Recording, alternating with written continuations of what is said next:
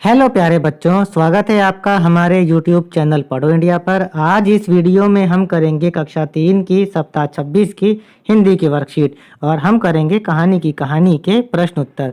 चलिए शुरू करते हैं इस वर्कशीट को हल करना। पहले देखिए, भाषा ज्ञान के बारे में कुछ बताया गया है। किसी भी भाषा को दो तरह से व्यक्त कर सकते हैं, यानी कि हम भाषा को दो तरीके से कह सकते हैं। एक है मौखिक। मौखिक यानी जब हम अपनी भाषा को बोलकर व्यक्त करते हैं। जब भी हम किसी को अपनी बात कहकर बताते हैं तो वह मौखिक भाषा कहलाती है। दूसरा है लिखित। जब हम अपनी भाषा को लिखकर व्यक्त करते हैं, जब हम अपनी भाषा को लिख करके बताते हैं तब वह लिखित भाषा बन जाती है। आते हैं प्रश्न 1 की ओर। भारत के विभिन्न राज्यों में अलग अलग भाषाएं बोली जाती हैं। नीचे दी गई कुछ प्रचलित भाषाओं को उनके राज्यों से मिलाइए। अब यहाँ पर आपको भाषाएं दी गई हैं और यहाँ आपको उनके सही राज्य से मिलाना है। जैसे उड़िया अधिकतर उड़ीसा में बोली जाती है, बंगाली भाषा पश्चिम बंगाल में बोली जाती है, मराठी भाषा महाराष्ट्र में, मलयालम भाषा केरल में और कन्नड़ भाषा कर्नाटक में बोली जाती है। प्रश्न 2 देखिए, यहाँ पर आपको इन शब्दों से वाक्य पूरे करने हैं। क, कहानी सुनने के कई अलग तरीके थे। ख, कहानी सुनने में हम सबको मजा आता है। ग, पंचतंत्र की कहानियां कई सौ साल पहले लिखी गई थीं। घ, बहुत पुरानी बात है। और ण, स्याही भी खुद घर पर ही बनाते थे। प्रश्न नंबर 3 देखिए, यहाँ पर अनेक शब्दों के लिए एक शब्द लिखना है। क, जो कहानी लिखते हैं वह होता है लेखक। जो कविता लिखते हैं वे कवि होते हैं। जो खेती करते हैं किसान। जो हमें पढ़ाते हैं वे अध्यापिका या अध्यापक होते हैं। प्रश्न 4 में यहाँ पर पंचतंत्र की एक कहानी दी गई है। चलिए इस कहानी को पढ़ते हैं। एक समय की बात है, एक जंगल में एक कौवा, चूहा और एक हिरण तीनों घनिष्ठ मित्र रहा करते थे। घनिष्ठ का मतलब होता है गहरे मित्र। तीनों हमेशा साथ ही रहते थे।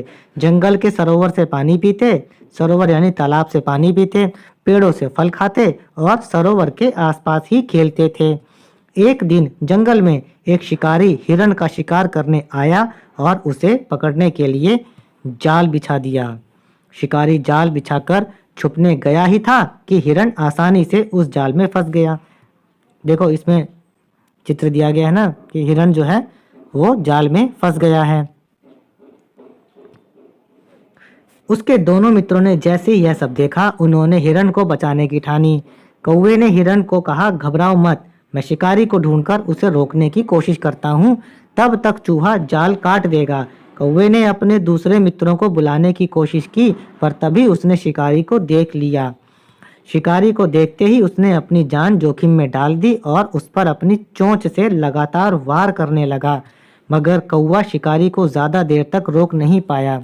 शिकारी ने जल्दी ही कौवे पर काबू पा लिया और जाल की ओर भागा।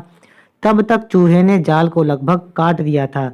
इतने में कौवों का एक झुंड अपने मित्र की पुकार सुनकर आया और शिकारी के ऊपर ताबड़तोड़ आक्रमण कर दिया। चूहे ने निडर भाव से जाल को कुतर दिया, जिससे हिरण आजाद हो गया और वे दोनों भाग चले। कुछ दूर भागे ही थे कि उन्हें आभास हुआ कि उनका मित्र कौवा शिकारी के चंगुल में आ गया था, यानी शिकारी ने उसके मित्र कौवे को पकड़ लिया था। हिरण तुरंत लंगड़ाकर चलने लगा, जिससे शिकारी को ऐसा लगा कि हिरण घायल है और भाग नहीं सकता। शिकारी ने झट से कौवे को छोड़ दिया और हिरण की तरफ दौड़ा। शिकारी को भागता देख कौवा उड़कर आसमान में चला पड़ा और हिरण भी तेज दौड़कर भाग गया और चूहा बिल में घुस गया। इस प्रकार तीनों दोस्तों की सूझबूझ ने एक दूसरे की मुसीबत में रक्षा की।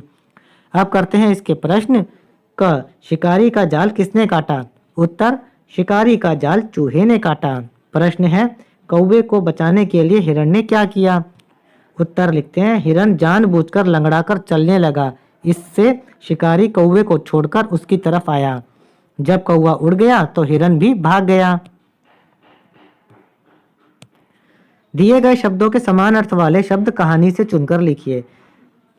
अब इन शब्दों के बदले आपको वो शब्द लिखने हैं जो कहानी में आए थे। गहरे का घनिष्ठ, मुश्किल मुसीबत, प्रयास कोशिश और हमला आक्रमण।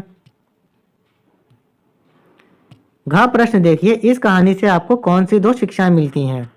पहली शिक्षा ये मिलती है कि मुसीबत के समय सूझबूझ से काम लेकर हम सब बच सकते हैं, और दूसरा ये कि सच्चे दोस्त मुसीबत में एक दूसरे की मदद करते हैं।